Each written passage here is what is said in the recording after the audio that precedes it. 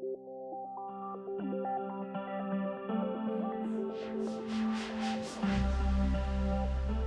everyone. My name is Taylor St. Germain with ITR Economics, and welcome to this episode of Trends Talk. Today, I wanted to provide an update on the margin squeeze. We talked about this months back, but I wanted to bring this conversation back up. And the reason is because there's a lot of conversations that we're having internally at ITR, but also with our clients about some challenges as it relates to eroding margins. And the reason this conversation is timely is because we have just seen the U.S. corporate profits, specifically U.S. domestic non-financial industries corporate profits, the rate of change fall below zero. So I think that really highlights some of the challenges we're seeing from a bottom line perspective when we look at this profit landscape here in the U.S. And so again, I wanted to call out the overall metric, which I just mentioned. Looking at a 312 rate of change for corporate profits, we have now seen that rate of change cross below the zero line and go negative with the most recent data point that we have. That number is at minus 1.9%. So compared to the same 3 months 1 year ago, we're down about 2% from a profit perspective.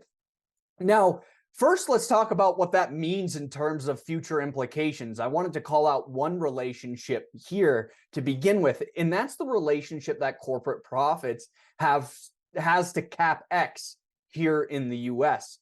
So the series I'm referencing as it relates to CapEx is one of our trends report series that we forecast on a regular basis, and that's US non-defense capital goods new orders excluding aircraft. Of course, we exclude aircraft from that data set because of how volatile the aircraft data is, but it's a great proxy for business-to-business activity or CapEx activity. And so when we take the corporate profits 312 rate of change and we align it with the annual growth rate for CapEx, we find that profits has about a 9-month or 3-quarter lead time in terms of the directional movement, future directional movement for CapEx activity. So with that profits rate of change pointing below zero, that's pointing to troubling times ahead as it relates to CapEx as we move into 2024. And now, again, for those of you that are following the trends report and following ITR Economics, you're very well aware of contraction in CapEx, in non-defense capital goods new orders that we have had forecasted for quite some time for 2024. But this is just another piece of evidence that supports that forecast. Businesses are feeling financial pressure, and as a result, they're likely to pull back in some of the CapEx spending as we endure this mild recession in 2024.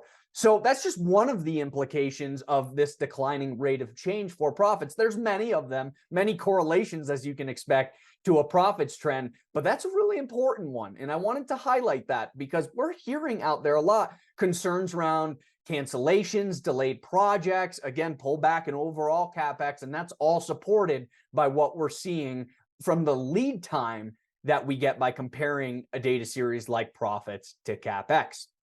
Now, that's an implication of declining profits, but let's talk a little bit about what's contributing to some of this bottom line pressure, some of this decline in profits. And there's a fundamental difference between where material prices are today and where wages are today. And that's creating some of this strain on profits. So let me call out a few metrics here to give you some perspective. If you look at some of these material costs like aluminum prices, iron and steel, those rates of change on an annual basis are down about 17.8% and 17.1% respectively. So what am I highlighting there? I'm highlighting that commodity prices are down, overall material costs are down today. So there's probably a lot of customers and clients of yours out there that are saying, hey, we know your material costs are down and we'd like you to decrease prices. There's people looking for price decreases as a result of those lower material costs. However, the challenge with affording some of these price decreases is at the same time material prices might be down, we still see that wages are up.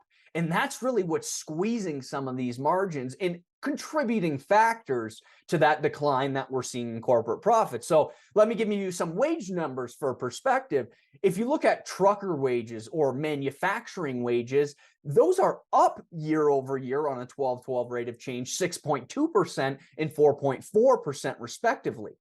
So it's really challenging to decrease prices at a time where there's still increasing inputs that we're all dealing with, like wages. And that's this delicate balance that's going on as we have conversations with our customers and clients out there throughout the economy. Is people are looking for price decreases because material costs are down, but at the same time, we're still dealing with higher costs as it relates to inflation. So it's very important that we have these conversations, but have in mind that it's important to protect our margins. And yes, we'll all experience likely some margin pressure, but that just means we'll have some challenging conversations with customers and clients as we move forward as it relates to pricing. Wages up, material costs down. It's a really challenging time of the economic business cycle as it relates to margins. So it's really important that we have a strategy moving forward into 2024 because of this margin squeeze. I hope you found this information helpful. For more information on our commodity price forecast for our employment perspectives, you can always check out the ITR Trends Report. But thank you for joining me on this episode of Trends Talk. I'm Taylor St. Germain, and I'll see you on the next one.